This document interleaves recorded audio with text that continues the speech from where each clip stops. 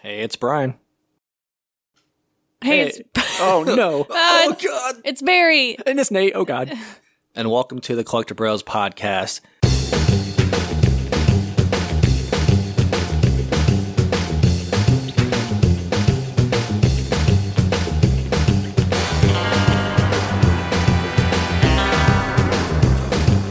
This is the first, what is it? I almost said what if. What the hell's wrong with me? A lot of things. Yeah. It's the first Is It Worth It of 2023. And I am excited about this one because we are doing Spider-Man.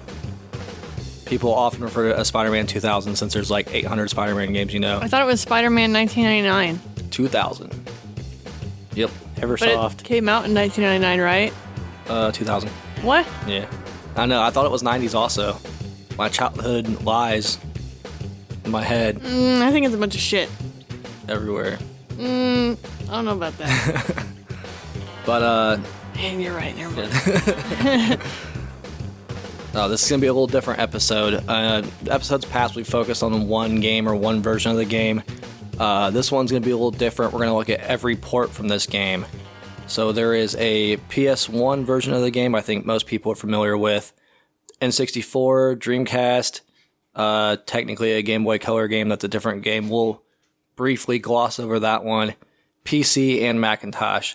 We actually played the Dreamcast, PlayStation 64 version of this game. I had the unfortunate privilege to play the Game Boy Color version of this game, and we did not cover the PC or the Mac. Just some of the details and backstories.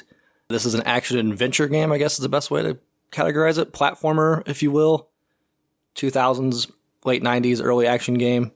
PlayStation version was developed by Neversoft. You guys know them from Tony Hawk's Pro Skater series. Published by Activision, as every port was. This was the first Activision Spider-Man game. They were the longtime license holders. I don't know the exact number, but it's an insane number of Spider-Man games that Activision had for years before Sony got the rights and made the modern Spider-Man games. Let's see, the 64 version was developed by Edge of Reality.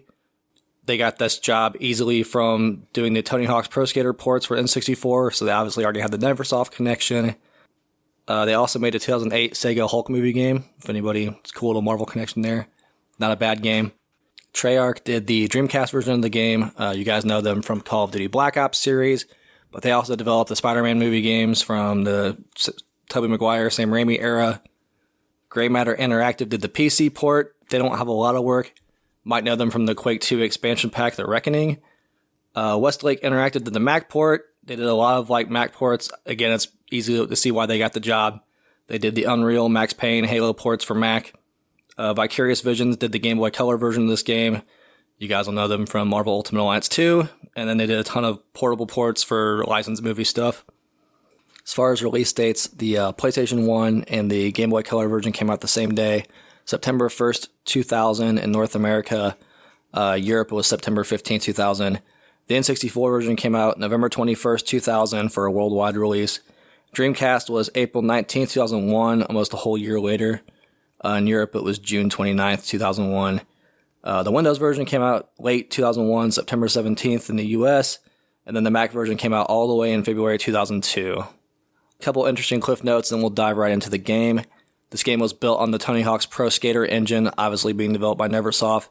They also used it for Apocalypse, which was a 3D shooter starring Bruce Willis, if you remember that ad. So that's what they gave them the idea for having to have Spider-Man be able to move around freely. And then obviously the success of Tony Hawk's Pro Skater, they knew they could develop it quickly because it was being developed with Tony Hawk's Pro Skater 2 at the same time, which alludes to Spider-Man being a secret character in Tony Hawk's Pro Skater 2 on the PlayStation version. Sick special move. Shout out to that. Oh, yeah. Whipped his board back to him. It's pretty gnarly waiting for someone to bust it out in real life, but... Yeah, it's the same character model and everything, so pretty cool to snippet there. We're going to briefly cover the Game Boy Color version because it's, like I said, it's a completely different story, completely different game. It's a side-scroller. It's not a, action-adventure game at all. You just move left to right. It's interesting, though, because I played it for about an hour and a half. I didn't beat it because I didn't want to. The first 3 or 4 levels of the game, you can literally just web string to the right of the screen and beat it very fast. And then out of nowhere, it kind of turns into a typical old-school game where you have to move around the map and go different places. It wanted me to go to the sewer, but I was just trying to speedrun it and skipping over the cutscenes and didn't pay attention. So I realized, oh, it wants me to actually go to the subway. And then out of nowhere, it turns into like a randomly super light RPG with like stat elements and stuff. So kind of an interesting game, but it's your typical, oh, there's a bird enemy, there's a rat enemy, there's a bat enemy, and I don't have time for that. Thank goodness it's Spider-Man. Unrelated to this episode, but since it did have a simultaneous release and they pitched it as the same game with the same advertising, wanted to include it in there. But quick reveal on that one, it's a pass for me.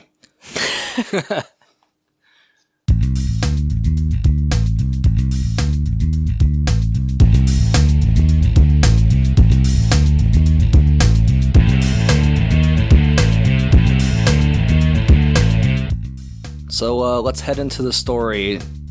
I think it's interesting with the story though, because it kind of it's almost worth going into the gameplay with the story because of how varied the levels are and how the story is interconnected.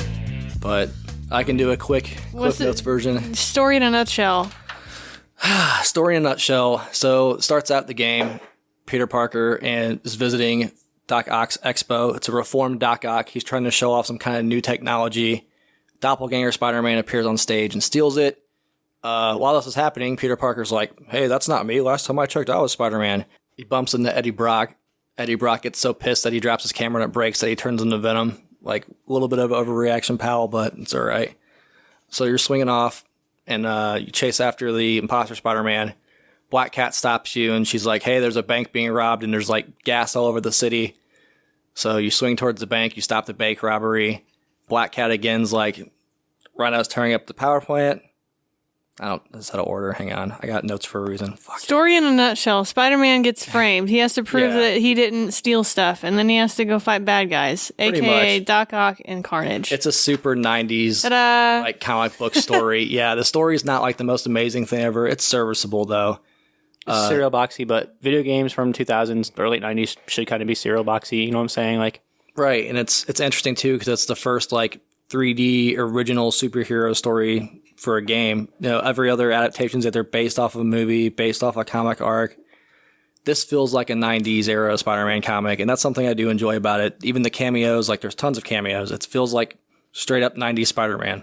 Take it a step further. It's like, I think it's very cool how it feels like it's actually in the Marvel universe, which like this is pre-MCU stuff. So like that was the one shining feature Marvel had over DC was like their actual universe is fully connected. Like there's tons of little guest appearances and everything kind of does it now, but back then it was a huge deal to see Cap, Punisher, Human Torch all in the same game. It was pretty cool. Daredevil. I mean, yeah, there's so many cool little moments if you're a Marvel fan. Like I remember when Daredevil stops you when you're swinging away from the cops or whatever, and he's like, tell me if you did this. Like, I'll know if you're telling the truth. And like as a fan, you're like, oh, you can detect his heartbeat. But there's so many little cool moments like that. They can't do this today because it would be in like licensing hell, right? I mean, look how many different solo Marvel movies and games and whatnot they have, but back then they were just like, Marvel, whatever. But it's interesting with this story too, because some of the characters and villains / bosses you're fighting kind of tie into the gameplay. There's going to be your standalone boss fights with like Scorpion, Rhino, and yes, Rhino plays like every game where you have to get him to charge to hit something, but this is the first time they did it. Love and hate that. It's literally every Rhino in every game after that. He charges, you have to dodge, he smacks into something. This is the origin of that. But every boss fight kind of feels unique. Every level feels kind of unique. The variety of the story tied into the game. Like if you're chasing somebody, it's going to turn into a kind of a racing game. If you're sneaking around the bank trying to stop the hostages, it's not really a stealth game, but it's different than going through the sewers and fighting the symbiote villains. It's interesting how the story actually adapts with the gameplay. And even the limitations of the hardware and the console. Having the fog around the city, that's like, spoiler, that's what's one of the triggers to turn the civilians into the symbiotes, is like the fog in the city is what's like activating them to turn into symbiotes. It's implemented much better than Superman 64. Oh yeah. Or even like Silent Hill 2 is what, the fog was literally because of limitation. This and that game are the only two I can think of where it's like, hey, we have a limitation, let's tackle that with a story perspective, so that's pretty interesting. I also like that we got some exclusive characters that were made for this game. We got the main boss. It's Octavius and Carnage combined. It's pretty dope. I don't know about the name, but yeah, the character's pretty cool. The character's name is Monster Ock, which, man, it just screams 90s shit Marvel. Yeah, it's interesting because they kind of, Dan Slotwaiter kind of took this and ran with it, making like Red Goblin, where Norman Osborn got infected with the Carnage symbiote. But in this game, they have an original character, and Marvel was like, yeah, go for it. Like, kudos to them for coming up with that. One more thing I want to cover for the story real quick. Interesting note about this game. So if you go to the cheat menu and you type in, I don't remember what the cheat is, but basically it activates a what if mode. If you're a comics fan or maybe a fan of the series on Disney Plus, you'll know what ifs the Watchers jam. So what it does in the game, it changes the story slightly. It alters the levels a little bit. It'll add way more cameos. Like there's a Ghost Rider cameo instead of the narrator, which we're going to cover in the sound, narrating the game. To the Watcher narrates it, so that's pretty cool. That mode is not available in the N64 version, just a heads up for that. It does change the story ever so slightly. It makes it less structured. It kind of puts you in different scenarios, and it's not an interconnected story. But it changes the dialogue. Sometimes it's goofy, sometimes it's really serious. It's just a fun little addition that I wanted to give a shout out to, where a lot of games are lacking that. It's almost kind of like the inverted castle in Castlevania, where it's like, it wants you to play the same game in a different way. So I thought that was pretty interesting. But with story changes.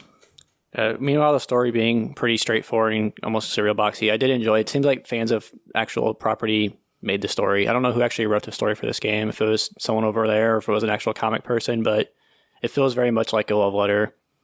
So shout out to it. It's not going to like win any awards or anything, but it seemed like they definitely care. Like the whole feel of this game feels like it's absolutely made with like care. Was there any like Carnage combos prior to this game in comics? Because like it's super popular now to have like Carnageized whatever or Venomized whatever. But was there any before Monster Rock? Not to the extent. The one I can think of quickly off the top of my head, Silver Surfer. Yeah, and it was literally for 2 issues. But no, it is interesting that like because I remember I have same time because it was the mini book era, right? Yeah. Yep. Yeah. So I don't know what year that book came out. Let's find out really quick. That'd be interesting though. Because you're right. Now it's super common to have everything, venomized or carnagized. Literally everything. Yeah. Like everybody has a carnagized, venomized version. I can't think of anything prior to 2000 that like Isn't that amazing, Brian. Had him combo. 431, 430. So that came out in 97. Oh, so it was first. Yeah, 430 and 431. But still, it's crazy, like you're saying though, to have that trend be such a huge thing where every action figure, every pop, every comic now gets symbioted. Literally, it was like it took him. But that's the thing, like with a villain though, that's what's interesting too, because like Doc Ock, yeah, he's probably depends who you ask. For me, he's number 2. Green Goblin's probably number 1. Murdered his girlfriend and shit. To have Carnage merge with a villain, and then not do it until the Dan Slott era, which I mean, that was only like 2 years ago, right? Maybe less. A little more than that. A little more than that now. You're on COVID time, bro. Horrible with time, bro. It's true. I was already horrible with it, and after that, it's just worse. But yeah, for them to have that long of a gap to have a mainline villain merge with Carnage symbiote. Yeah, overall, like I'm not going to sit here and throw praise to the story, but I'm going to say it was fine for what it was, and it did the job, and I appreciate that, the simplicity of it kind of helped it. And I mean, it was classic early 2000s superhero cutscene story. Yeah. Nothing wrong with it. I don't think it has the emotional heartstring pull as like PS4 Spidey. But good, like solid, quick comic book, flip 20 pages, read. Not bad. So yeah, just to clarify really quick though, the story is the same in all 3 versions of the game for the console. The only varying port would be, I don't even want to say port, it's a different game. It's the Game Boy Color version. So as far as story goes, all 3 of these equal 1-1-1.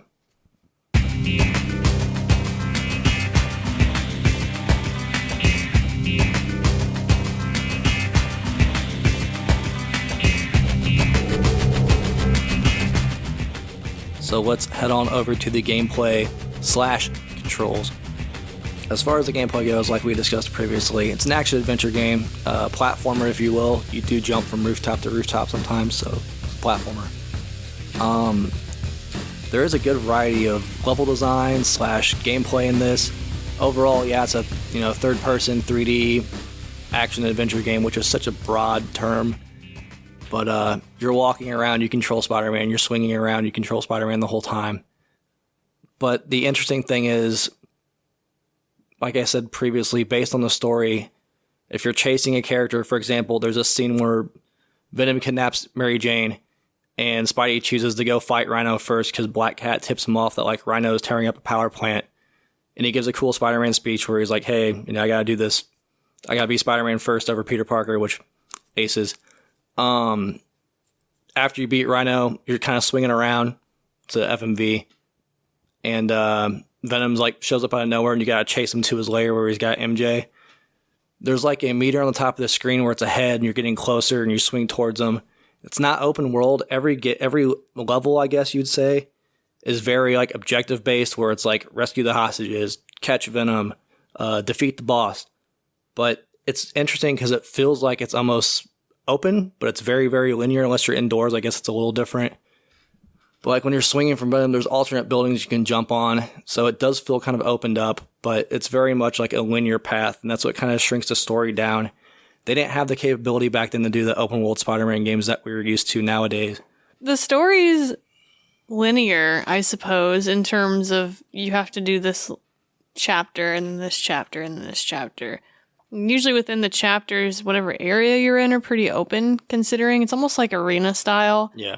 Where if you take something like God of War, like PlayStation 2 era God of War, it makes you go on a path that you cannot control the camera. The camera is 360, so you can go whatever direction you want to within that space. And so I guess in a linear sense, you are stuck in the space, but you don't have to go a very specific route. It doesn't direct your hand that way. It gives you a compass, and you kind of have to follow the compass to figure out where to go in the area. But it does give that illusion of being open. And in the time period, like that was probably a big thing. I mean, you've got, on the same console as 64, Zelda and Mario kind of opening it up to like 3D platforming. So 3D platforming was a big deal. It's not as big as Tony Hawk, I would say. I mean, if you think about the developer making Tony Hawk stages, I feel like the stages are way bigger in Tony Hawk. They're kind of deceptive too, though, because, you can do the free skate or whatever, but like if you look at the first level in the first Tony Hawk game, like the hangar, it's an enclosed space, but then you look at the school, it's like super vertical for, this Tony Hawk 2 came out, a month after this game? So it's a good point. It's weird because there is like verticality in this game, but like you're sticking to the side of the building, crawling up onto a platform. Or if you're inside, like the bank level, you can crawl on the vents and stuff, or you can crawl on the ceiling, which honestly, I'm going to go ahead and say it's cool today. It's still a lot of the modern Spider-Man games, when you're in an interior and you're crawling, it just always feels weird. It feels off. They did a really good job for being the first ones to figure out that problem of crawling inside an interior. It still feels really cool today, minus the air vents and stuff in the last level when you're running from Monster Rock. That shit's fucked.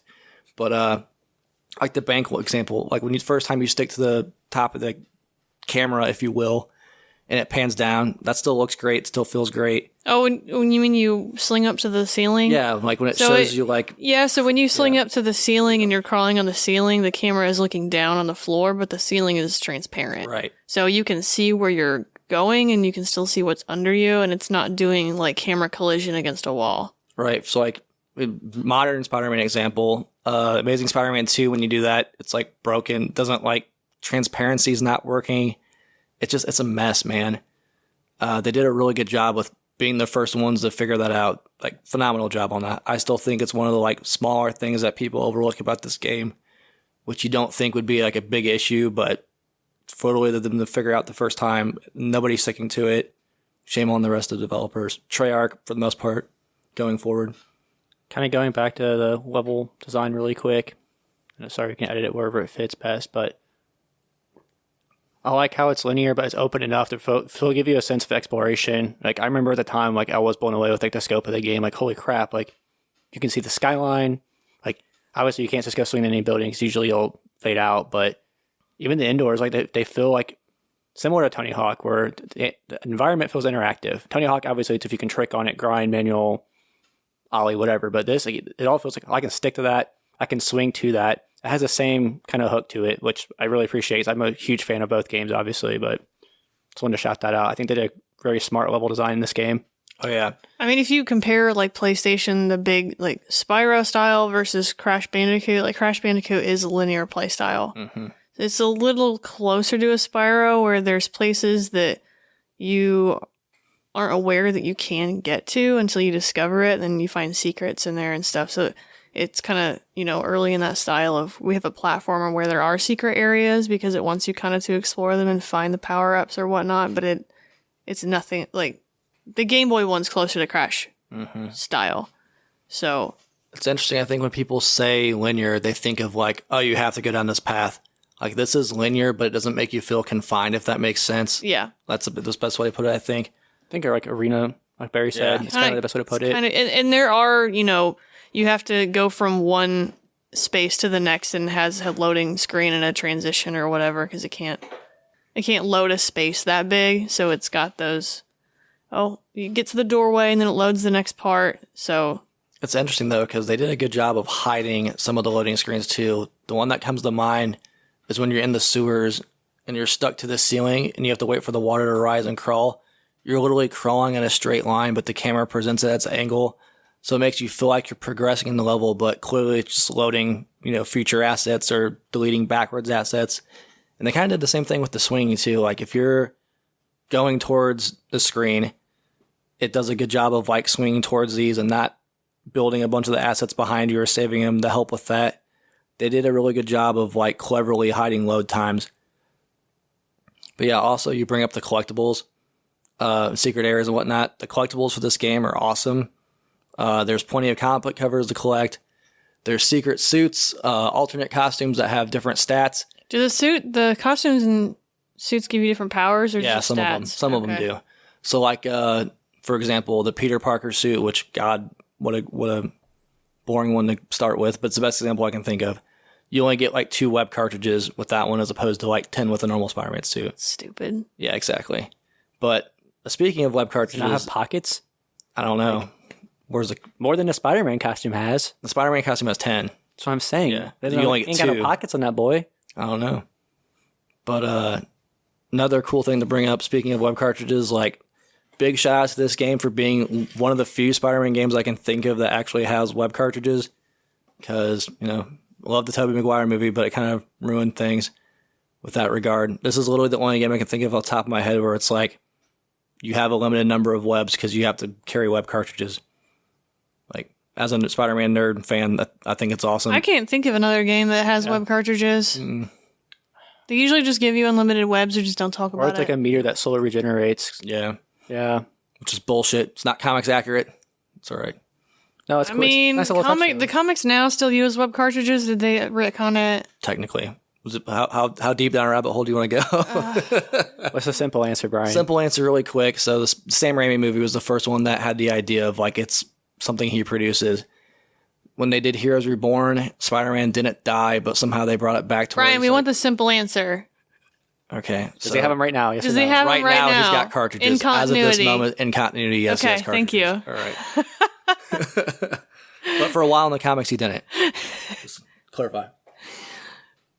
It did that earlier too, where I was like, in a nutshell, and you were like, well, It's Spider-Man, I'm sorry. Spider-Man, it's if going to the happen. space-time continuum continued to expand, blah, blah, blah, and I'm like, Brian. He's talking about his 2 favorite things in I the world know, right now. I That's know. true. I was going to say one of the main reasons why I picked this game is because A, I love video games, obviously, but B, Spider-Man's the second love of my life. Like, sorry, Mom, sorry, Dad, sorry, Nate. But yeah, Spider-Man, I love everything about Spider-Man. Going back to the gameplay, whatnot, we already covered the collectibles. The comics are great. The costumes are great. Also really cool for the power-ups. Another nerdy Spider-Man moment. They have the spider armor you can grab for like... It's like an overshield. Yeah, it's like an overshield basically. yeah. But it actually changes the skin where it's like he has the spider armor. Like, nice little touch there. The OG like silver and black spider armor. Very cool. There's like flame webs you can pick up to fight against the symbiote enemies. They're pretty damn cool, actually. Yeah, it's They're pretty a lot cool. of fun. Like, just melting symbiote guys is pretty fun. Yeah, there's a lot of little things in the gameplay that are just little hidden nuggets like that are great. I think the coolest thing, though, we already talked about the variety. I think every single variety does a great job of kind of showcasing Spider-Man's powers also, right? Like the interior levels, it wants you to crawl around in the ceiling, kind of sneak around a little bit. Combat's kind of so-so. There are some slight combos. You got your punch, your kicks, your web button, but there's not times where it makes you feel like you've got spider strength, with the exception of outside of combat. Like the one I can think of is the bank level. You've got to pick up this giant bomb and throw it into the vault and close the door behind you. So that's the only time he's really got spider strength. I But chucked some luggage and furniture at Scorpion. I mean, I cheesed him with some furniture I was laying around the office.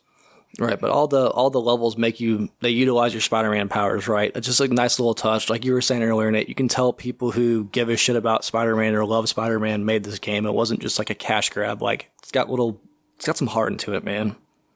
Give me some. Anybody want to talk about the boss fights, Nate? So just Boss fights, just your Favorite level, standout, whatever. I just remember Nate raging. Mysterio. Boss fights. I did not rage that bad. Do you remember when Nate used the bathroom and you couldn't? You're pretty heated. I was annoyed. I was fucking. So with while we played this, we all came to realize we all have our own little special spider powers. That we were all true. better at one thing than the other person, like significantly so. I'm really good at running away. So yeah, when we had like trouble with, because like a little Anytime harder- we got stuck, we'd be like, Barry. yeah, Barry was just. Me and Brian said you're trying to beat everyone up. Barry's like, I'm just gonna dip, and Barry would like Spidey swing away from everyone and beat the level. Yeah, it's like y'all ain't dropped nothing. I need my web cartridges and running the fuck away. I don't need to fight you. Bye. I was apparently swinging, and Brian was fighting. So Brian beat a lot of the bosses. Apparently, there was a turning point, according to Barry and Brian, about the Mysterio boss fight, where I passed Brian the controller, and he took care of that for us. You went to go use the restroom because you got pissed, and I was whipping his ass, and I looked at Barry with like a quarter of health left on Mysterio. I was like, should I tell Nate we just whipped his ass with like no problem? And you're like, don't. Well, I'm pretty sure he heard it in the bathroom of us screaming. I just had Pretty to piss. sure. Like literally, I wasn't pissed. I had Oh, to okay. piss. So this is how. Who started the fight? Who started that I one? believe it was me. Okay, Nate started it. Got his ass beat. And now, like, first couple times you get your ass beat, you have to try and figure out, like, okay, how do I get past this mechanic? How do I get past that? Whatever. And then the whole time it's just, so bullshit. I was in there, clipping, animation lock. Turn around, motherfucker. It's not getting that heated. Oh my god. And then okay, so like sure, but then when Nate is mad when he just goes dead fucking silent. Dead silent. And me and you are giggling. He's got this look on his face where he's just like hyper focused because he's so mad. And he dies again. He's like, I'm going to the bathroom. I was like, a couple times I'd be like, hand it over. Give me that. Let me try it. All right, Nate. Hey, that hyper. It was it was a pride. It was pride Yeah. at that point. It was all pride. The hyper. worse That's all it was. No, straight up, it's worse because we know we did this as kids so many That's the times. thing. Like I had something to prove to myself, dude. This was like way harder than I remember it being. I don't know if it's because it's like we were talking Because about we're it. old. Well, that and like back then, like that's the game you had. So like you had to play it because you weren't going to be able to go buy fucking 3 other games. You know what I mean? So I don't know if we just got good at it because like we beat this shit. Like we 100% in this as kids. Like Oh yeah, I still have that saved on my memory card. Yeah. I will say though, Nate clutched the final fight. Oh yeah. The run. Mm-hmm. Once we figured out how you could web sling to the ceiling, That was my Mysterio moment. that was all pride. No, like the final level of this game is semi-memorable because back when it came out, like fucking terrifying. Like the monster Ock is chasing you, and it's like boss rush, right? Don't you have to fight like 3 bosses and then do the running the running time? Okay. So the Ock fight is kind of notorious for, because it's old school kind of camera controls, and it is semi-difficult, and you get caught by him and he kills you, and it's the same dialogue that I'm sure. Where are you, boy? Die.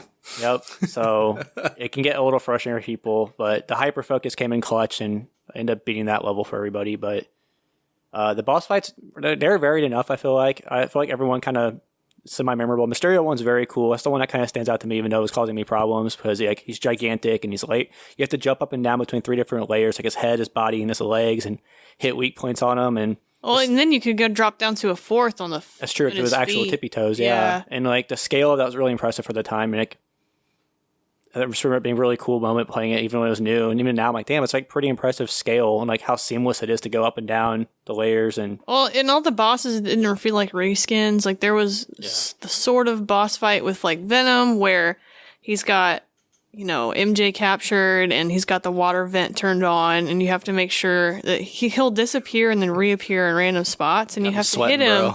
But sometimes he'll turn the water back on, and you have to like turn the water off so Mary Jane doesn't drown. But he'll appear, like, he'll come into existence. He phases in right in front of the stupid switch. And so we're like, oh, we shoot a web blast over there and turn the switch on an accident because he's not solid. And then Mary Jane's just like, turn it off! Like, just freaking out. So, I mean, that one was fun because it was a whole different mechanic than like Rhino, where you have to bait him into running into explosive canisters or running into the electricity. So there was a lot of different. What was Lizard? So the Lizard is not in the game, but on the what if mode, if you're in the sewer, you can find him like if you take the wrong turn. Okay. And he's like, "Hey, Venom, down here," and he basically hypnotized my lizard men. That's why they're attacking you. Actually, you do fight lizard men, but you do not fight the lizard. I couldn't. That's why I was like, "What about Lizard?" Yeah. I'm like, I don't remember Lizard. So he was cut from the original game. That's why the model still exists, and they have like a half-assed model for the what if mode. But for the PC version of this game, I guess there's code where there's a lizard boss fight. They actually got the lizard model to animate. Interesting. So that's pretty cool. Yeah. Which, side note, there's a ton of like the modding community is actually pretty large for this game on PC. Not just skins, like they literally found a bunch of like cut levels and stuff that they've pieced back together. So kind of an interesting choice. Yeah, I watched a video about that. Actually, it's just shocking to me that there's still like a pretty decent modding for this game. It's how many Spider-Man games have been after this, and tons. That's what's cool about PC games, though. Yeah. But yeah, I think for me the standout boss fight was Mysterio, and then they're all so memorable. Even like the Scorpion one's kind of like your introduction to boss fighting. But having him tear up like MJ's office or JJ's office and having JJ scream at you the whole time, like as a Spider-Man fan, it's awesome. And then after you save his life, of course, the cops come in and are like, "Hey, what's all this ruckus?" And he's like, "That's the guy who stole the thing, like get him," after you save his life. It's such a perfect Spider-Man moment. It's classic. Yeah. But yeah, they're all super fun. They're all unique. I will say there is a little bit of like, hey, just push up and triangle or whatever the equivalent is and web ball him to death. That's it's also how you beat every boss in the Game Boy Color version. Fun fact, like web balls are OP as hell. You can kind of cheese, but to be expected with the time this game came out, where you can kind of cheese certain aspects of it. But shout out to the web ball. Yeah, even like during the Venom fight Barry was alluding to, like my strategy was just stay on top of like the panel and just like web ball the hell out of them. And every once in a while you bump the switch, and it was close. Like we got really close to killing poor MJ. But yeah, the boss fights are pretty good. The levels are all very varied. Like, can't say enough good things about that. Let's talk controls really quick. Controls are pretty standard on every console. Obviously, you can move with the D-pad. You can move with the analog stick on the 64 or the D-pad. PlayStation, if you have an analog controller, you can move with the analog stick or the D-pad. Dreamcast, you could use both on it also, I think, right? Yep. Yeah, so that's good. I always have to see that as a positive. For games like this where there isn't a second control stick to move the camera, I prefer a D-pad, even if it is a 3D game. So I was happy that's included. Your face buttons are going to be your attack. Your northmost face button on every controller's webs.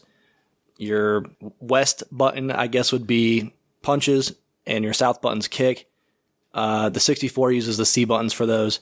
Dreamcast obviously uses face buttons. PlayStation obviously uses face buttons.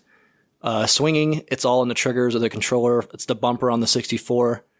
It's kind of just a preference here for which one you prefer. I will say the one knock on the controls for this game across all platforms. Camera. That. And garbage. Yeah, there's no thumbstick. We're so spoiled by having that second thumbstick to move the camera around. And this one, you literally have to tap Spider-Man in which direction you want to face. So if you want to face, towards yourself, like if it was a three-dimensional space, you tap towards, and then the camera spins, and you have to readjust. I mean, there's some games that have camera movement like that without a second analog stick, and they'll use the bumpers, where the left bumper will go left, and then the right bumper will go right. But this one uses that bumper as a snap, so it'll snap behind the character to face forward. And my other pet peeve was if you're using like the web aiming mechanic with like the left bumper, was that sometimes it felt like it wasn't all the time, and it might have been, but maybe I'm just stupid. It would invert. Like if you're trying to look up, it wants you to hold down. Every console did it too. Look, I don't understand. I'm just saying, you guys were like, oh, it's not inverted, and every time I played it, it was inverted. I never had a normal control scheme for that. So when I was playing it on PlayStation, because I played it like after we got home, we played the Dreamcast version together just for transparency, and then we all kind of just dicked around with the other ones. It did it to me every time on PlayStation, every single time. And then playing the 64 version, every time it was inverted. So I didn't have a problem with it. So Dreamcast wasn't inverted? It was sometimes. PlayStation was every time inverted, it was inverted. That's why I was just like, what are you talking? So weird. I didn't have a problem because I play inverted, but I was nervous it was going to be not inverted when I played. So no, there was one point in a level where you have to swing through platforms, and then You have to web sling up to one by aiming before getting hit by a laser. And I'm just like, here, Nate, I can't fucking do inverted controls. Like, take it, you sicko. Yeah. It's so weird because I used to play inverted growing up, and now I just can't. If I push up on the stick, I should look up on the head stick. Injuries, I guess. I don't know. All I'm saying. Yeah, I agree. I get the physics behind it. I don't agree with the physics. If it's like a flight sim, it makes sense to me. Like, you pull back on but this isn't a flight sim. As long as you're allowed to change it to inverted, I agree with you guys. You're allowed to change it. I just remember, like, as little kids passing the control off, like, Brian's turn, like, gotta change it back. Damn it, bullshit. So that's honestly my only complaint with the controls. Yeah, they could have been better, but I've played far more egregious, horrible controlling games. Like, I think this was more just like product of its time than like bad controls. Mm-hmm. I always wish you could change the camera and stuff, but like I didn't feel like this was the worst example of that ever. It was a thing. I'm not gonna sit there and not acknowledge it. Like, hey, you're gonna have some old school camera issues, but I don't think it was terribly distracting. Yeah. More of an annoyance. I think the Mysterio boss got me a little bit with the camera sometimes, as you guys have both alluded to, but overall, like, could have been way worse. I think a lot of it comes down to like your preference of a controller. If we all pick in the PlayStation controller, right? Yeah. I was going to say, PlayStation feels the most natural. 64 is trash. I don't care. I hate the 64 controller. The 64 controller is like one of the worst things ever made. So I don't know if it's why I get older. I'm a little more comfortable with the 64 controller than I was as a youth. I don't know if it's because it's a larger size. As a youth. But I actually kind of enjoy how like an N64 controller feels the older I get now. So the Dreamcast controller... Honestly, with the Dreamcast controller, the more I use it... The triggers do feel kind of shitty, but the more I use it, the more comfortable I got. Obviously, preference here is PlayStation. I just think it's a super solid controller. We talked about it in our PlayStation episode. The fact that they've barely changed a damn thing, like, it's a great controller. If I had to pick which one has the best gameplay of the ports, I'm going PlayStation. I'd probably agree with that. I think the PlayStation controller, as far as just purely based on control, I'm going to pick PlayStation because timeless controller. Yeah, I mean, if I had to emulate it and it was like, it's only compatible with this USB of Dreamcast 64 or PlayStation, I'd be like, oh, it's PlayStation. It's a no-brainer. Yeah, I agree. I don't know. People who would tell me that they like 64 and Dreamcast controllers better than a PlayStation controller, I'm just like, what are you on? Lying. I mean, you can have your preference, but bro. You have an opinion, but you're wrong. I think your hands are built wrong. I think the Dreamcast controller is a little more uncomfortable than I remember it, honestly. Yeah. So it feels like I'm holding a dinner plate. Mm-hmm. It's kind of weird. I think the 64 controller being a little wider kind of helps with that. Like, the Dreamcast controller is like so compact and big. It's very weird. Like, it's not rounded. It's super square everywhere. That's what Barry said. It's a triggers, man. Like, triggers you have to pull the triggers hard are on that bad. Trigger. It's not a fingertip trigger. It's a whole. And the problem I have with the 64 controller is like, at least with a PlayStation, if I want to switch between analog and D-pad, I can do it seamlessly. Yep. I have to change my entire hand position on a 64 controller just to get up to the D-pad. No, thank you. It's fucked. Why would I do that? I hate holding that damn thing. Stupid. Made for aliens. You have to have 3 hands to hold the damn thing. But I'll just control the analog with my peen, I guess. Min pin. Oh my god. But no, one cool thing with the Dreamcast controller, the UMD doesn't do a lot. It just has a picture of Spider-Man and it beeps at you. The VMU? VMU. What did I say? UMD? Yeah. PlayStation on the brain, I guess. But yeah, nothing special. Just wanted to acknowledge it. There's no special features for it. It beeps and it's got a Spider-Man logo. So yeah, I don't think it does anything fancy. No.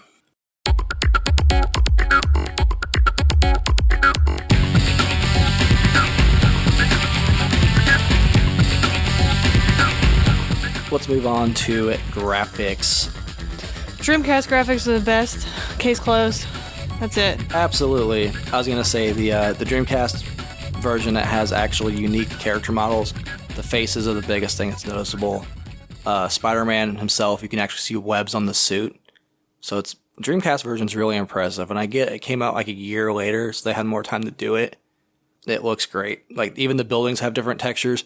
Not just the billboards, not just the ads, like the actual textures on the building themselves. Frame rate was so smooth in comparison. Graphically, it's not really a contest here. The Dreamcast version kind of slaps. Because we had them side by side, and when that Dreamcast one popped up, all of us were like, holy shit. Like, it was just hands above the PlayStation version. Full transparency, like, we intended to originally play this on PlayStation. It's kind of like, oh, hit the nostalgia bug, but like, we started the Dreamcast one up and we were like, nah, fuck this, we're playing this on Dreamcast. Yeah, so we ended much up better. finishing the game on the Dreamcast one, because it was significantly better looking. But yeah, because I didn't have any experience with Dreamcast when I was a kid. Like, this is the first time me playing it, and it was pretty eye-opening at how much better it looked. There's other characters that had different models, correct? Yeah, so like Black Cat's face is completely different. Parker and Brock's faces are completely different. Her suit was different too, right? Yeah, I think she had a black suit. The foliage around the. Because I think she had the not fur. foliage, Jesus, yeah, fur. I think she had the black suit. with the Ghillie fur suit. Yeah. And then the PlayStation one, it was blue. Yeah, Okay. which matched the cartoon more. But And I believe the burglar mask too was on the Dreamcast version and not the PlayStation 1. Oh, I think the henchman suits were different too. yeah, Right. it was completely new textures that looked remarkably better on the Dreamcast. But I mean, the Spidey webs, like, come on, that's iconic. And then the fact they got those in there, that's great. But yeah, even the environments, some of the indoor environments, they're not as like old school PlayStation has a look to it. When you see it, you see those polygons, you're like, oh, it's definitely a PlayStation game. Dreamcast version didn't really have that. I think it looks the most modern, if you will. I don't think the PlayStation version looks bad, though. I mean, it's like, yeah, it looks like an old PS1 game, like I'm saying. But it looks good. It's serviceable for the time. To have such detailed, large textures back then was pretty cool. It's a product of the time, though, for sure. I will say, as far as every single version, I was really impressed with the frame rate. Even on the 64, it was way faster than I thought it would be. And a lot of times you play like a PS1 game and then 64 version, like Resident Evil 2, for example, like it is significantly better on PlayStation. This was actually like as far as frame rate goes, it held up pretty evenly, honestly. PlayStation was the worst. Yeah. For sure. With the expansion pack, there was a slight noticeable difference on the 64 version. I want to throw that out there, too. If you got one, play it with the expansion pack. Obviously, graphically, I guess it's not really graphics. We should have probably covered this in gameplay. You do have slightly faster load times on the N64 because the cartridge. I don't think it's that big of a difference. The load times weren't horrible on the Dreamcast or the PlayStation, honestly. No, I thought they were going to be atrocious on the Dreamcast, and we weren't sitting there waiting very long at all. If that's like one of your determining factors, I'm going to kind of throw it up with a toss-up. Yeah, 64 does kind of have the slight edge just because it is a cart. But even with the full motion videos not being on the 64, they are on the Dreamcast and PlayStation version. For me, I guess the 3 seconds it takes to load, give me the videos, why not? The 64 version, it's the same stills from the videos of the disc-based versions, but you just cycle through a slideshow with dialogue instead of actually having the video play. So if you are very much a fan of full motion videos, get one that's on motion disc. video. It's CG rendered. Well, yeah. It's not like live action. Yeah, you're right. It's just like classic cutscene PS1 era. Right. I mean, it's still FMV, full motion. It's still full motion video. I always think, I'd say full motion, I always think like 3DO and Night Trap and stuff. No, those tell we're are 90s kids? those are live. I think those are live motion. They refer to them as FMV, Something like that. like FMV games. Like Yeah. FMV's full motion cinematics. Yeah. Okay. Sorry. You're good. Product of the times, buddy. That's how they tried to get us with that cheap ass advertising Got back me with then. that Sega CD marketing. Yep, I they guess. got us. Jaguar. 64-bit console. I mean, the only They got us, bro. I personally would have preferred the 64 cutscene style because there's no option for subtitles in the cinematics for Dreamcast and PlayStation, and like I cannot understand what words some of these people say. Like, for one, I can't hear very well, and for two, if like half of the shit Venom said, I'm like, what are you saying? What are you saying? I can't decipher symbiote or whatever. I don't know. So give me the one where I get to read words. I thought we had subtitles in Dreamcast. No. Damn. Maybe I just wish we did too, because I need subtitles as well. So I will say though, the Dreamcast version looked nice, but part of my brain's like, this is what I'm used to on the PlayStation. It's weird though, because I was like on YouTube trying to find side by side. I didn't have the same experience, and I think Barry said it was probably because people were emulating it. I was surprised with how good the 64 version looked running it through the RetroTink. It looked passable. Obviously, Dreamcast head and shoulders away. It's the best looking version of this game. I mean, yeah, if you weren't sitting 2 feet away from the TV because it's massive. Right. But yeah, the Dreamcast version looks great. Graphically, I think Dreamcast is number 1, PlayStation's number 2, 64 is 3. I think Dreamcast is number 1, and then PlayStation's number 4. There's no 2 and 3. Like, it's so far ahead. Yeah. definitely, I think the advanced textures, and I gotta remember that's a whole console generation pretty much ahead of what it was. Year of development too. So, but I think I will say every version does look serviceable for the time. Yeah, I was expecting the 64 version to look a lot worse compared to what I saw on YouTube.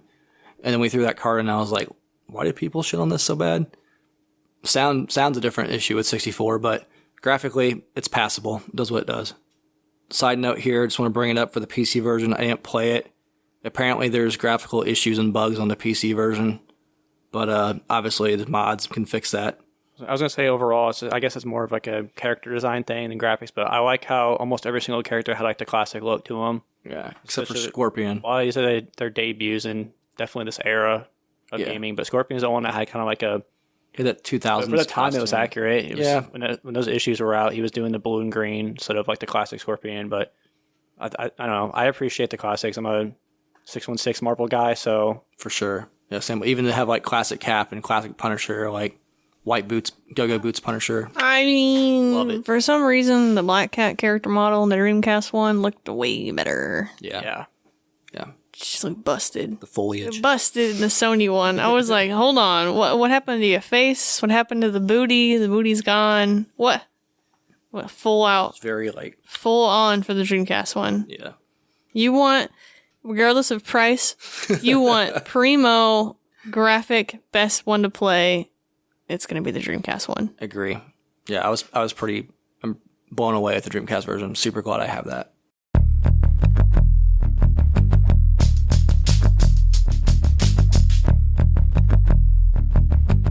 On to sound. I will say, just first initial thoughts with the sound. Soundtrack's the first thing that comes to mind.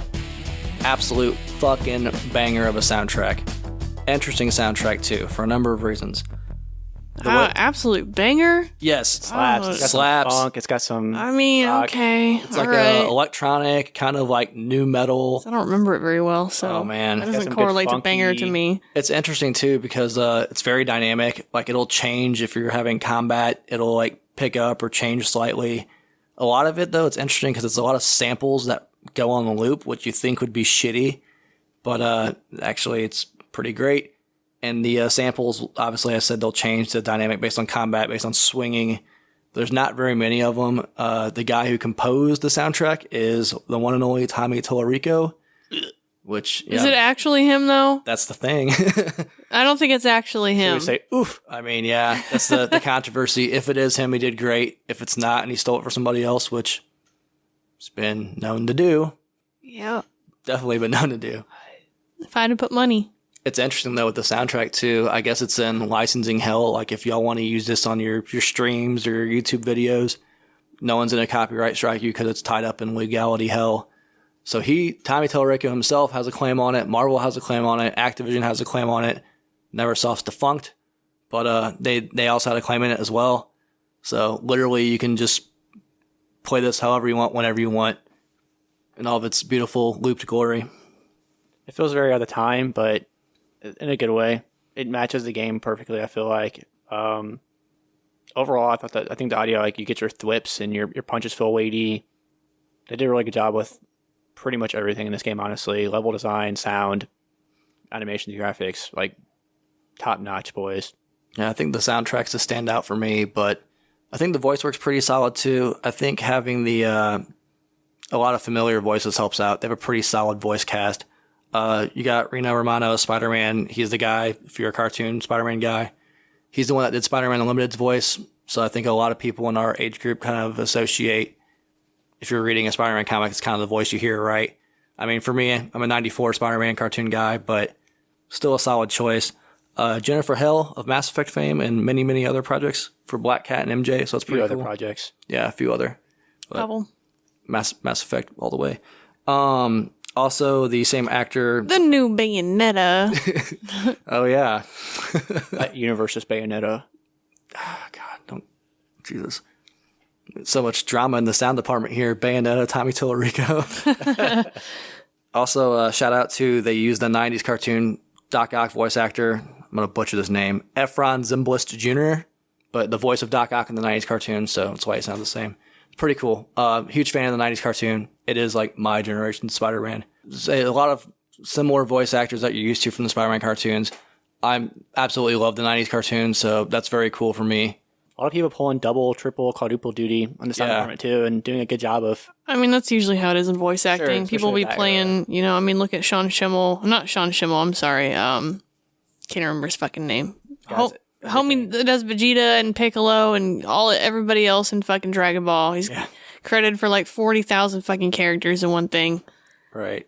So it's usually how it is in voice acting, is it'll be like Spider-Man and then Thug 1. Thug 1, yeah. Thug 3. Thug 1. Hostage 3.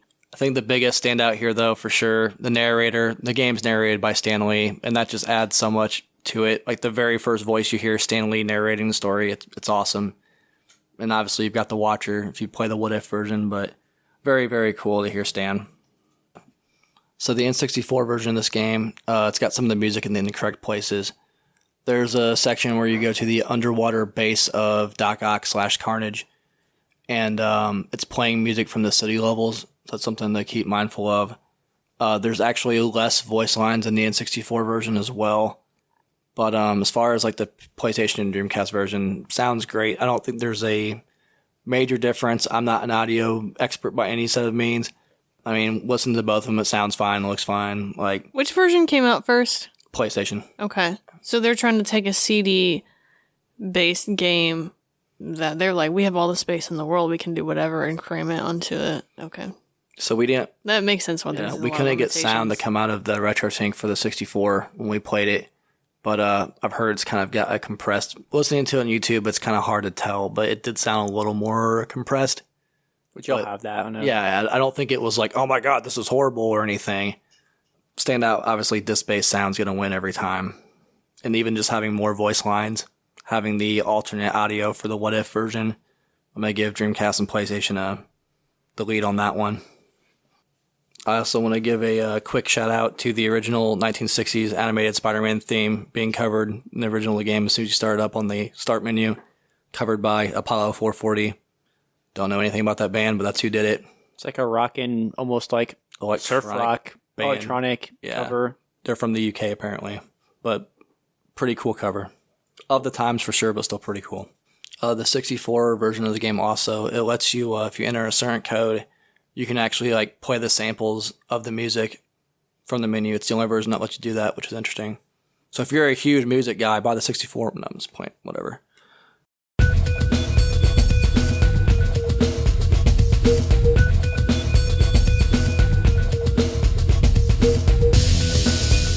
Let's jump/swing into price and collectability. I know. This game fluctuates a lot. Honestly, from like when I first wanted to pick up a upgraded copy of this game to the time of now, it's gone up insane. I know a lot of games have gone up like crazy, but I feel like this one just kind of slowly ticked up on every platform over the years. I think a little bit of it right now, it's the highest I've ever seen it at the time of this recording. I think it has to do with PS1 Spidey appearing in the Spider-Verse 2 trailer. It's like the actual model, so that's awesome. I'm super excited for that. This is actually a little lower than I've seen it. Really? Mm-hmm. There was, I mean, I guess we'll get into it, but there was one point where the PlayStation copy was almost double what it looks like it is now. So, yeah. It's crazy, though, because like when we were out game hunting and stuff, we couldn't find a PlayStation copy under $50.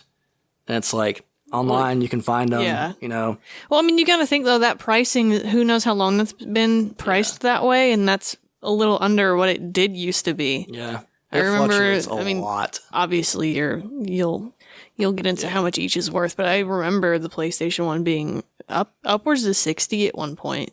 Damn. So. Wow. So yeah, kind of like a baseline for now. If you want it on PlayStation, the disc, it's going to be anywhere from like $10 to $15. Complete in box, you're looking at like $35 to $40. But as I said, when Barry and I went out on our mega trip, we couldn't find a copy for under $50. We were trying to look for a 64 copy. Couldn't find. Apparently, you can't find those anywhere either. Yeah. I'd end up buying a game online, which God, I hate myself, but it's okay. I got a good deal on it. Apparently, a new sealed copy, according to my Game Eye apps, $82. I refuse to believe that. PlayStation. For Dreamcast, the disc, it's anywhere from like $40 to $50 for the disc. Complete in box, you're looking at $65 all the way up to $80. I saw one like 3 down on eBay. It sold for $80, which seems very high to me. apparently is sealed, according to the Game Eye apps, $120. For the N64 version, the cart's anywhere from $30 to $35, and I feel like that one's been kind of the most consistent. Complete in box, my eBays were showing $150. Stop using your Game Eye. Yeah. Last sealed PS1, $355 on bids. That's what I'm saying. It seems very low. So Game Eye uses price charting data, and price charting does not do very well in terms of new sealed, factory sealed. It's pretty decent for loose and complete. But their sealed is just... Yeah. And it doesn't update. It updates maybe like once a week. I didn't know if that much. That was like 6 months. Yeah. I think it's supposed to update once a week. It's supposed to put in... So like you remember when you bought that Phantasy Star and it took a couple days for it to actually pop on their website as sold. And then I don't know what kind of algorithms it also uses, but I think it uses keywords to pull data from eBay listings. And if you're missing some of those keywords, you're not going to get that data pulled in. So like... Say someone just put up Spider-Man 2000 PS1, didn't annotate loose or complete. I don't know if it would pull that data and classify it as a complete or not. So you would lose that data in terms of an average. Yeah. So it is... I like using... Because you use CLZ, right? Yeah. You use CLZ, we use Game Eye. I like using it as like a ballpark, but generally you want to be looking at eBay's the most accurate. Mercari's usually pretty high. It's the most accurate in like real time, like especially the last 3 days or so is what I usually go off of. I think with new games though, with the birth of graded games, kind of everything's so skewed for sealed as it is anyway. Well, yeah, and then that's another factor where they. Long story short, fuck sealed games, okay? A lot of the graded stuff was going into the algorithms for complete because there wasn't anything for sealed yet, so it was messing all of the complete and box prices. I remember, I think my app messed up one day because it said Final Fantasy VII complete was worth like $500, and I'm assuming it's because a graded copy sold and messed the whole thing up. It's just, don't, it's not the Bible, don't take it as like a holy book. Exactly. It's kind of a guideline. What do I always say? I'm not you guys' financial advisor, and these are just rough estimates based on eBay listings, Game Eye. Like this game does fluctuate a lot, though. Yes, it does. It is like it's interesting. I'm looking at PlayStation sold listings right now. It's anywhere from $25 for a complete copy to like $40 to $50. It's very. There's not like a. Yeah. It's like even green label to black. It's kind of like all over the place. The PlayStation one especially fluctuates. I don't feel like the Dreamcast one does as much. I mean, you guys remember when I was trying to hunt it down? I was like, I refuse to pay more than $25 for this. Yeah. I've seen this for $25 consistently. I'm not paying a $40 price tag on this game. I will not do it. And eventually I did find one for $25 again. So it does fluctuate. I don't ever see it under 20 anymore. Yeah. I mean, we couldn't find a single copy because we were like, even mom and pop stops. We're like, let's go look for Spider-Man and just see how much the fuck it costs. $50 fucking everywhere, dude. Yeah. It's crazy. It'd be really hard to price this game at a game store based on how often it shoots up and down. Yeah. And like I said, it was at one point where it did shoot up to 60 and I said, I'm not doing this. Forget it. Yeah. Also, like full disclosure, I wanted a 64 copy of this game because I didn't have it at the time, and I wanted it complete because I love this game. The only one on eBay was like $250, and there was a graded one for like $300, I think. I didn't want to pay $250 for this. $250 was like the only one that wasn't complete ass. Yeah, and I found one on Mercari for $140. So okay, like. Brian, I'm so sorry. Continue with your values. Anyways.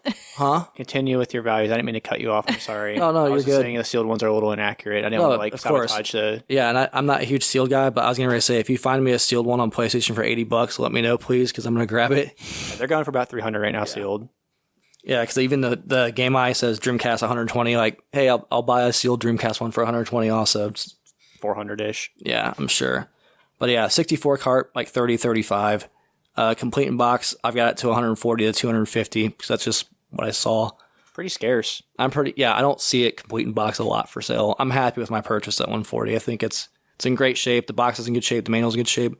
It's got the original cartridge bag. OEM, boys. OEM.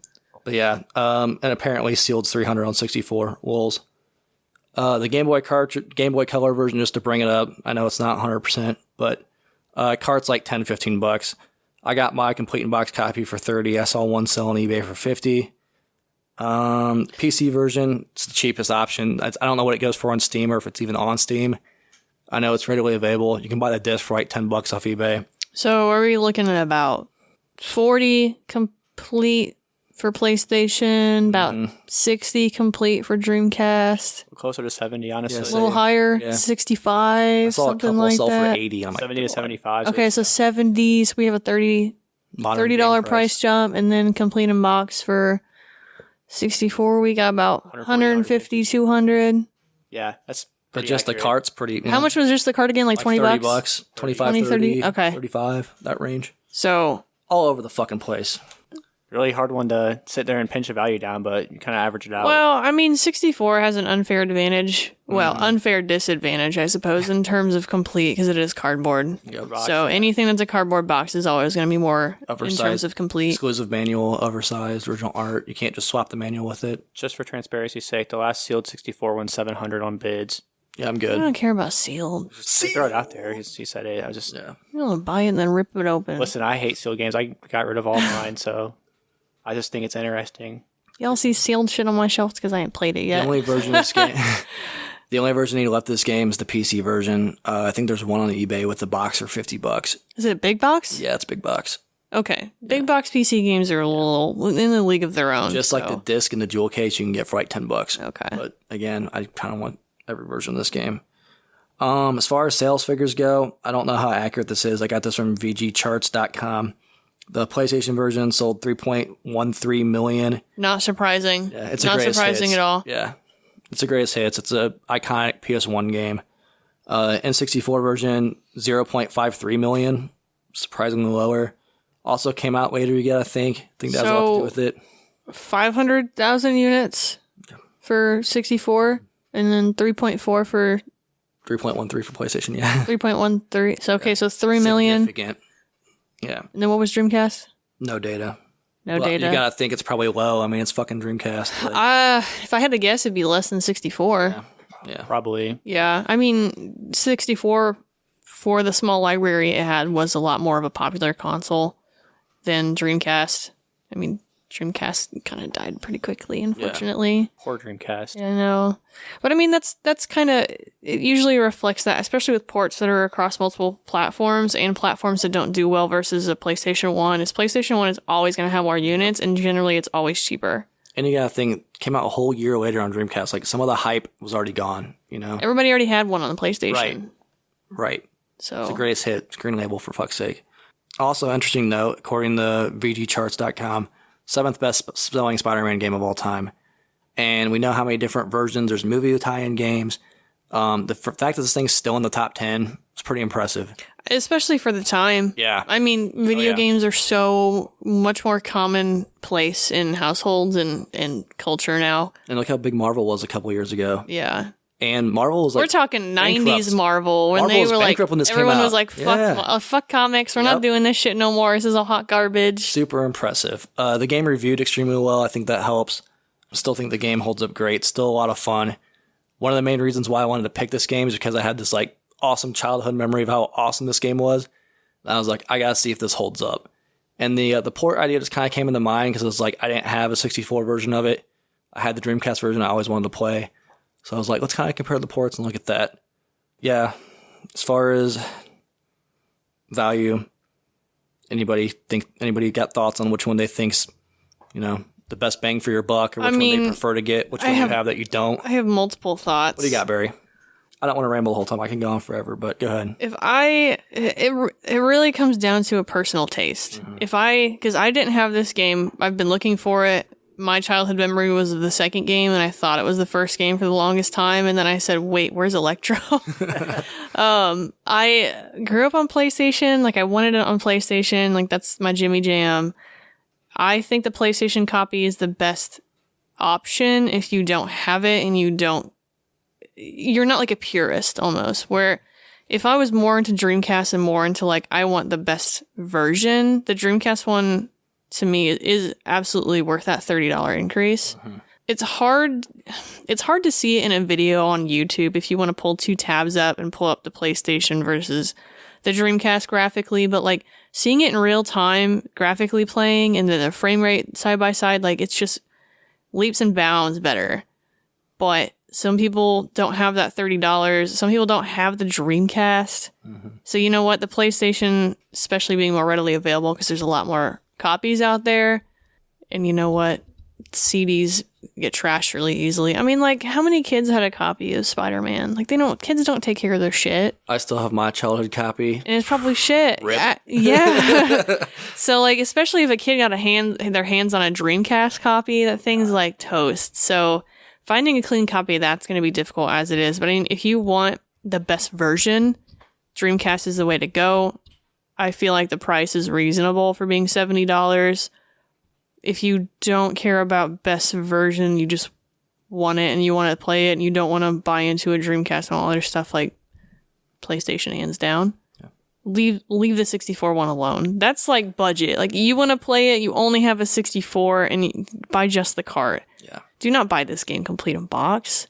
Yeah, unless you're like a diehard Spider-Man fan like this man over here. Yes. But like there's no reason to be spending that much money on this game when there's two other options that play better and are significantly cheaper. I'll make it short and sweet. I agree 100% with everything you just said. If you have the funds, get the Dreamcast version. Think it looks great. It blew me away as somebody that grew up playing the PlayStation version. But like I said, there itches that nostalgia of like being comfortable with the version I played was PlayStation.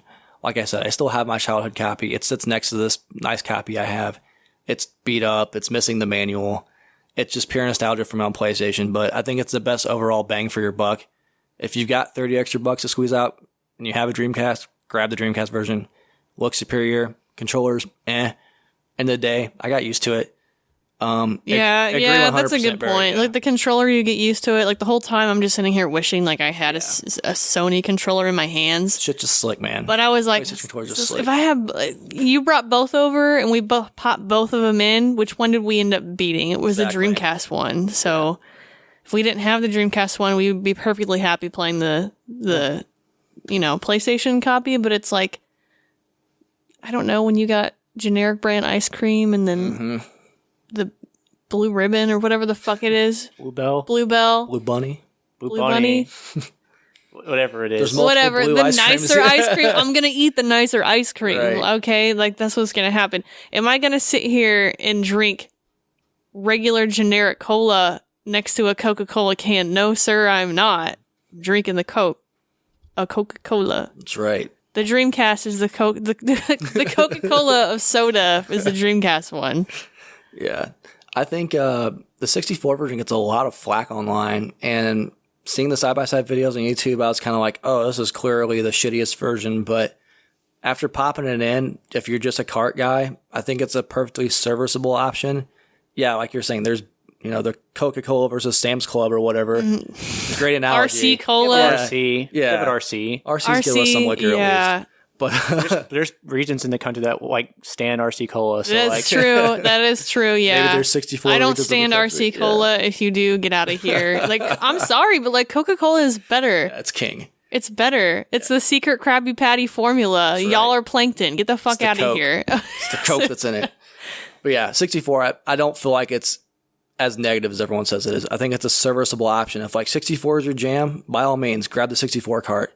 I think the complete in box version of 64 is collectors only. I mean, a lot of people have nostalgia for 64, and there's a lot of people who make really nice setups by buying cart only and then getting those really nice reproduction custom label boxes. It looks so nice. Yeah. The cart is really cool because it's red. Mm-hmm. So I mean, it's for a collection. I would say if you own any of the three, it's a great piece for a collection. Aesthetically, too, just shout out to the red cartridge, continuing this tradition of Spider-Man red carts. Love it. Yeah, I think it's a perfectly serviceable option. My preference would be Dreamcast number 1, PS2, or PS1 number 2, 64 number 3, but full transparency, not a huge 64 guy. Nope. Plus the price, if you want to get a complete copy, like very much want a complete 64. It's a lot of money, man, for just...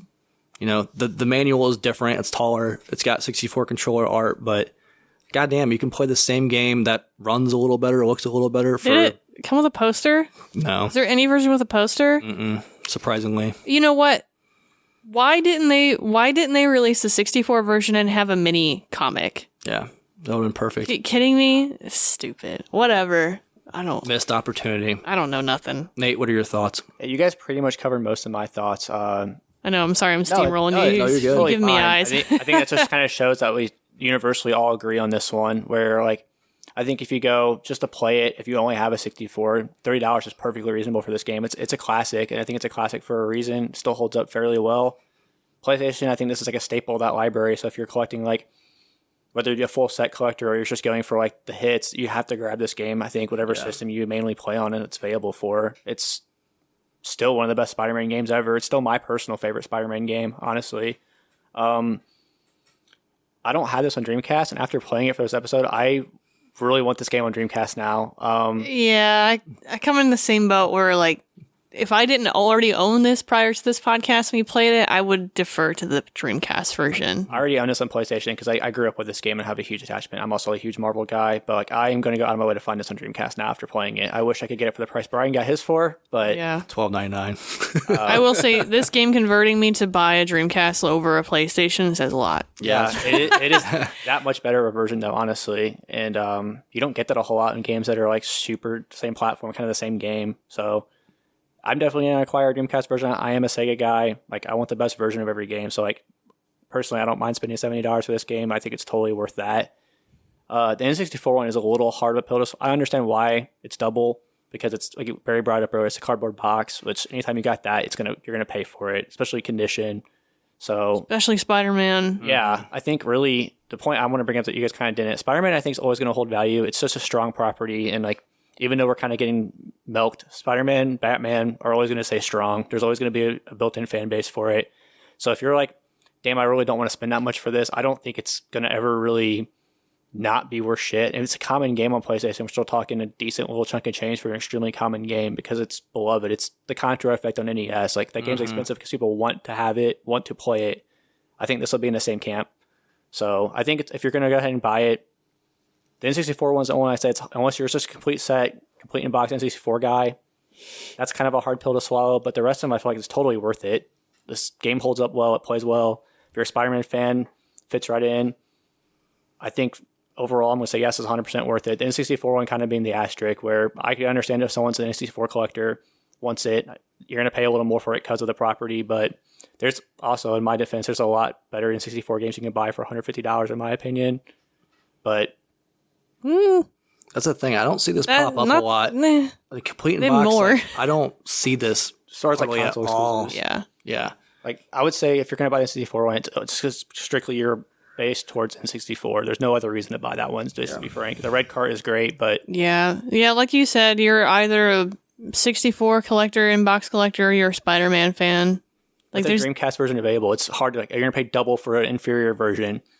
That's the thing. The price difference crumply between box. the PlayStation version and the Dreamcast version, I think it's justifiable to upgrade to the Dreamcast version. I 100% think it's between those two? Yeah. Yeah. Yeah. This is all people that grew up PlayStation. Like the Dreamcast version, like literally is super impressive. Like, I'll straight up say I am biased as all hell towards that PlayStation version. Just it's what I know, it's what I love. But I was like floored when I saw that Dreamcast version.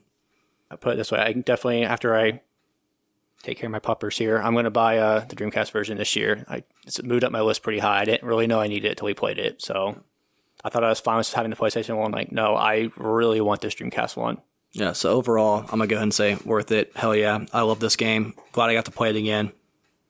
I don't think this game holds long-term value, but it's steady. Yeah. Yeah. When That's a good way of it's putting kind it. of the same way as Die Hard, where it's not going to increase exponentially up or down. It's going to stay in that 40 to 60. It's going to have a $30 wiggle room. I was going to feel say like. it fluctuates a lot, but it's not like it's fluctuating by 20 or 30 bucks. It's No, always it's- fluctuating by like 5 or 10. It's going Yeah. to do that forever, I think. It's not going to fluctuate out of nowhere by like 500%. Right. I mean, the only way anybody would do that is if some fucking YouTuber made a video, and even then, Maybe if we destroy every copy we see. just throw them all away like sports games.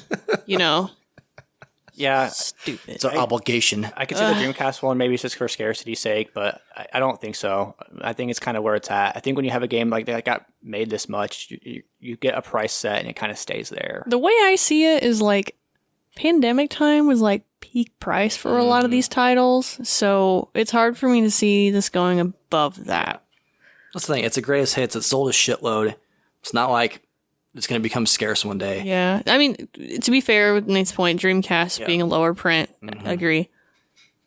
I will say, talking about the pandemic, and this kind of ties in with this episode, the comic market's already starting to correct like really hard. There's a lot of people that overspent on slabs I saw a guy on Reddit this morning, bought about 16 slabs during like the peak, and he's about $96,000 undervalued right now. Ha! So fuck him good. I mean, credit to him, he was pretty like transparent with everything, so I don't really hate the guy. He wasn't boohoo, and he was just like, hey, but bro, you know how many Wall Street bet posts I fucking see that are all in the red? Yeah.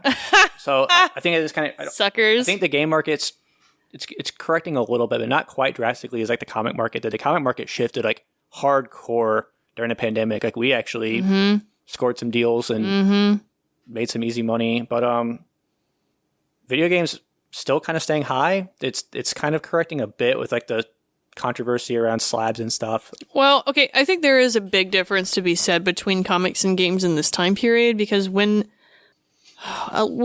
the 2-year period where a lot of these issues were coming out, when they don't print multiple prints like they do anymore.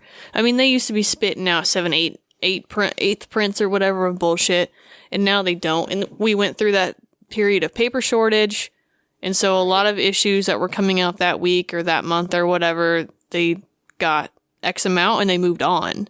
So there was a bit of a hype between like, oh, we don't know when we're going to be able to get some of this stuff anymore in terms of the new things.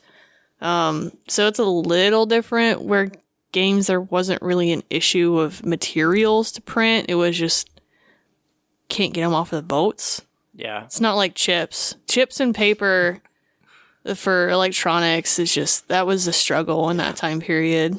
It's just I didn't want to that could be a whole episode in itself, but I just wanted this game you could correlate to some type of comic market being based on a Marvel property, but that's another thing too. Like based on this trailer, I honestly think that has a little bit to do with it. Like it might jump up, jump down. I'm not going to say collecting. I'm not going to say invest your money into this game before that movie comes out, but it might not be a horrible idea. No, I agree. Of the time purchase, because I noticed it has gone up a smidge, and I didn't know why. Because when I bought it, it was under 40 again, and so now it's at that 40 point, and I was like, huh.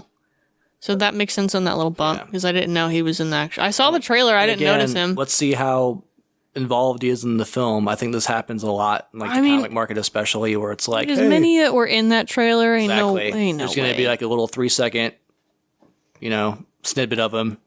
Oh my god! First appearance of PS1 Spider-Man. Yeah, I think that's honestly the only reason why this game's jumped up, and it will correct itself. This game fluctuates so much; it'll drop back down to 30. Just to summarize really quick, Dreamcast for me is number one. It's most graphically. It's the best superior version of this game. I think unanimously Dreamcast is number one. For just a slight difference more, the price difference, like $30 you're spending on a game. In my opinion, at that point, Dreamcast, what's $30 more for a superior version? I mean, honestly, anything under $100 to me is apples and oranges. Yep. So it's a lot easier to think about eating it. No big deal. That being said, PlayStation version's great all-around version. I think it's the best bang for your buck if you're trying to be a little more economically friendly to yourself. That being said, if you choose to emulate this, try and emulate the Dreamcast version. Yeah, absolutely. And then 64, if I don't think the cart's a horrible option. I don't love myself for spending what I spent on the boxing manual. I'm happy with my purchase. I feel like I got the best deal I could get. So I get why you bought it. It's not for everybody, yeah, for sure. I'm not telling you to go out and buy I found it for $100. I might pull the triggers because I love Spider-Man in this game so much, but I'm not going to actively go look for the N64 version. Yeah. I wanted it because I wanted every version of this game, including the shitty Game Boy Color version, which I also got a good deal on, so. I will say the Game Boy Color version's not worth it. Spoiler. Talk anything else. No. Dreamcast best. I think overall PlayStation best backup. Yeah. And overall, I think this game's totally worth it. Classic for a reason. I mean, disc only, cart only, every single version is completely playable. Oh yeah. None of it is like absolute garbage. So yeah, there's not like a 3DO port floating around where it's like, ooh. Yep. So completely serviceable, every port of this game, which I'm happy to report. And it was a ton of fun just to kind of compare them slightly. Like I said, I have total nostalgia for this game. I'm really happy I got to play every version of it. Super happy I own every version. I still need to PC version and the greatest hits PlayStation. Did they make a Mac physical copy? I don't think so. I can't find a physical copy, but for back then, you think they would, right? I don't know. It's the same disc. It might be. I don't A know. lot of times back then they did that. Right. I'm not sure. I don't know anything about Mac. The hunt continues. I will say there is one more interesting version of this game. We can plug this in wherever or just cut it. So cereal boxes. I don't remember who it was. It might have been Kellogg's or it might have been, I don't know what the other fucking. It had to have been Kellogg's. Yeah, but they had a Tobey Maguire movie like preview disc, right? It had like stills from the movies on it, and it had the art from the actual like Treyarch movie game on the back of the sleeve, right? But when you put the disc in, it was this Neversoft game with the Tobey Maguire skin, and it only lets you play up to the Scorpion level. Interesting. But still, really cool. Kind of a weird little thing, and it's super cheap on eBay. It's like $10, but I need it. Yeah. Did it come with a paper slip? Yeah, it's an official mod that they released, and it's funny too because like all the billboards were changed to like promote the movie, so they changed assets in it. Like it's literally an official released mod.